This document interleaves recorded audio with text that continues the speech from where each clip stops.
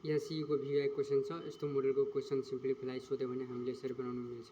अब यो जस्ताको त्यस्तै यो क्वेसन छ। क्वेसन दिएको छ भने हामीले 10√1/15 गरेको छ प्लस 2√15 माइनस 8√3/5। अब त्यसपछि हामीले के गर्नुपर्छ यहाँ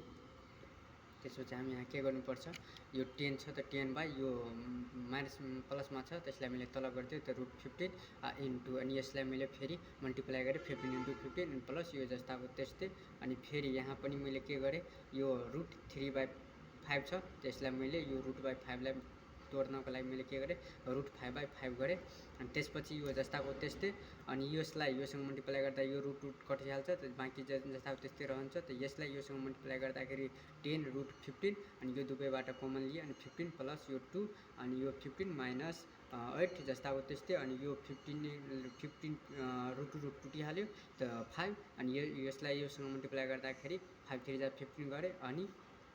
5 3 जा 15 3 ले कट्यो अनि यो फेरि जस्ताको त्यस्तै अनि यसलाई योसँग मल्टिप्लाई गरेँ अनि यो जस्ताको त्यस्तै अनि फेरि यो 8 अनि रुट यो 3 अनि यो रुट माथि गएको छ यो 15 को 15 जस्ताको त्यस्तै अनि तल 15 यो 15 छ यो 15 यहाँ आएको छ। त्यसपछि हामीले के गरे फेरि यसबाट यो तीनवटा कमन छ त तीनवटा कमन लिए अनि यो 15 रुट 15 छ भने यो एउटालाई कमन लिए अनि त्यसपछि हामीले यो सबैलाई यो दुवैलाई एड गरेर अनि जति आयो त्यतिबाट घटाइदियो अनि कति आयो 16 रुट 15 अनि बाई 50। अब यसलाई मैले तल झार्दाखेरि कति आउँछ बाँकी हामीसँग 16/√15 आन्सर।